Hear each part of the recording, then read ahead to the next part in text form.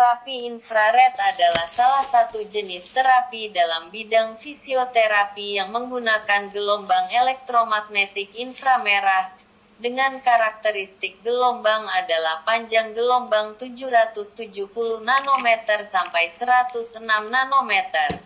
Berada di antara spektrum gelombang cahaya yang dapat dilihat dengan gelombang microwave. Dengan tujuan untuk pemanasan struktur muskuloskeletal yang terletak superfisial dengan daya penetrasi 0,8-1 mm. Bagaimana prinsip kerja terapi INFRARED?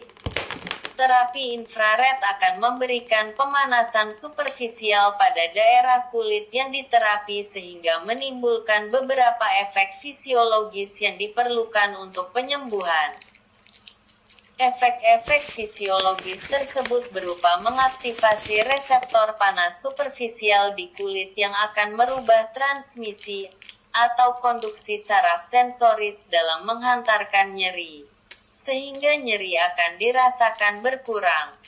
Pemanasan ini juga akan menyebabkan pelebaran pembuluh darah atau vasodilatasi, dan meningkatkan aliran darah pada daerah tersebut sehingga akan memberikan oksigen yang cukup pada daerah yang diterapi. Meningkatkan aktivitas enzim-enzim tertentu yang digunakan untuk metabolisme jaringan dan membuang sisa-sisa metabolisme yang tidak terpakai, sehingga pada akhirnya akan membantu mempercepat proses penyembuhan jaringan. Terapi pemanasan dengan infrared ini juga dapat memberikan perasaan nyaman dan rileks, sehingga dapat mengurangi nyeri karena ketegangan otot-otot, terutama otot-otot yang terletak superfisial. Meningkatkan daya regang atau ekstensibilitas jaringan lunak sekitar sendi seperti ligamen dan kapsul sendi sehingga dapat meningkatkan luas pergerakan sendi terutama sendi-sendi yang terletak superfisial seperti sendi tangan dan kaki. Indikasi terapi infrared antara lain yaitu 1. Nyeri otot, sendi dan jaringan lunak sekitar sendi. Misal, nyeri punggung bawah, nyeri leher, nyeri punggung atas, nyeri sendi tangan, sendi lutut, dan sebagainya. 2. Kekakuan sendi, atau keterbatasan gerak sendi karena berbagai sebab. 3. Ketegangan otot atau spasme otot. 4. Peradangan kronik yang disertai dengan pembengkakan. 5. Penyembuhan luka di kulit. Kontraindikasi terapi INFRARED antara lain. Terapi infrared merupakan salah satu jenis terapi yang aman dalam bidang fisioterapi. Meskipun demikian ada beberapa kontraindikasi untuk mendapatkan terapi ini. Dan sebaiknya seseorang yang mempunyai kontraindikasi di bawah ini memberitahu terlebih dahulu kepada fisioterapis sebelum mendapatkan terapi ini. Kontraindikasi absolut, yang mutlak tidak boleh, meliputi 1. Kelainan perdarahan. 2. Kelainan pembuluh darah vena, atau peradangan pembuluh darah, seperti tromboflebitis. 3. Gangguan sensoris berupa rasa raba maupun terhadap suhu. 4. Gangguan mental. 5. Tumor ganas atau kanker. 6. Penggunaan infrared pada mata. Selain itu terdapat kontraindikasi relatif atau boleh diberikan tetapi dengan pengawasan ketat dari terapis yang memberikan, meliputi 1. Trauma atau peradangan akut. 2. Kehamilan. 3. Gangguan sirkulasi darah. 4. Gangguan regulasi suhu tubuh. 5. Bengkak atau edema. 6. Kelainan jantung. 7. Adanya metal di dalam tubuh. 8. Luka terbuka. 9. Pada kulit yang sudah diolesi obat-obat topikal atau obat gosok. 10. Kerusakan saraf. Efek samping terapi INFRARED. Secara umum terapi infrared sangat jarang menimbulkan efek samping. Bila terjadi efek samping pun bersifat reversibel atau dapat kembali sempurna setelah terapi dihentikan atau dalam waktu 2-3 hari. Efek samping yang dapat terjadi. 1. Luka bakar derajat ringan. 2. Bertambahnya peradangan. 3. Nyeri yang bertambah. 4. Alergi kulit. Terutama pada penderita yang mempunyai riwayat alergi terhadap suhu panas.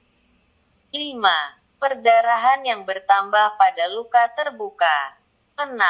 Pingsan. Sebelum mendapatkan terapi infrared sebaiknya menggunakan baju longgar yang memudahkan untuk proses terapi.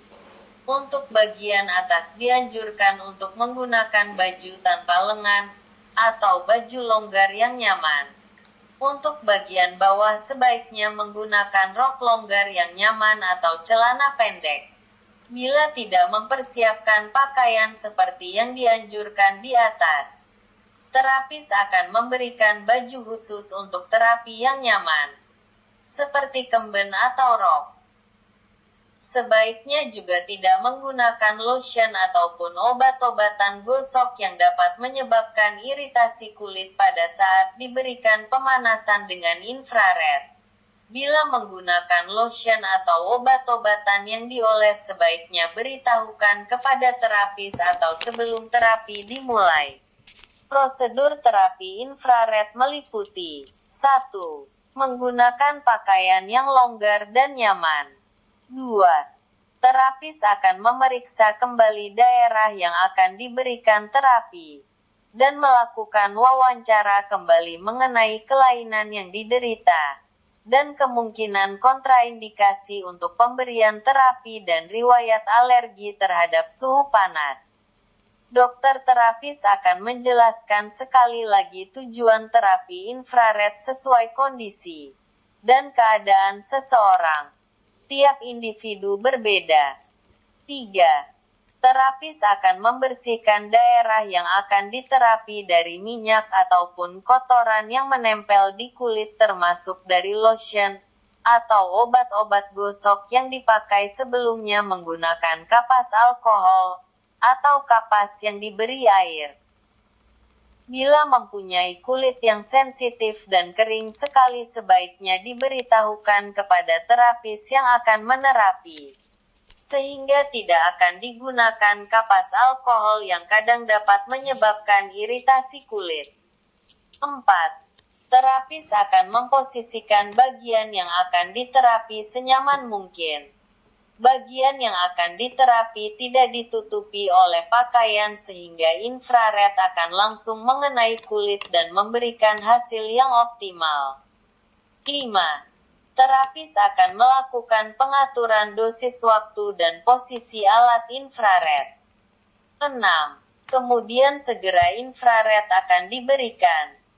Jangan menatap langsung lampu infrared. 7. Bila terasa nyeri atau panas berlebihan saat terapi berlangsung segera bilang kepada terapis yang menerapi. 8. Selesai terapi akan ditandai oleh bunyi timer dari alat infrared. Jangan langsung berdiri atau duduk. Tetap berbaring beberapa saat untuk mengembalikan aliran darah ke normal. 9. Terapis akan kembali melakukan pemeriksaan dan wawancara mengenai efek yang dirasakan setelah selesai terapi. Frekuensi pemberian terapi infrared bergantung pada tujuan terapi dan respon dari penderita dan analisis terapis yang memeriksanya. Jumlah terapi yang diberikan dan dosis yang digunakan tergantung pengalaman terapis di pusat terapi tersebut. Setiap terapis memiliki pengalaman yang berbeda-beda dengan terapis di pusat terapi yang lain. Sehingga dosis yang diberikan dan jumlah terapinya pun tidak sama, meskipun alatnya sama. Untuk mendapatkan hasil yang optimal dengan tujuan untuk meningkatkan elastisitas jaringan lunak, Diperlukan 6 kali terapi dengan frekuensi 2-3 kali per minggu. Dengan waktu pemberian 30 menit setiap kali terapi. Tentunya dengan diikuti terapi lainnya seperti terapi latihan dan sebagainya. Tidak cukup hanya mengandalkan satu modalitas terapi saja.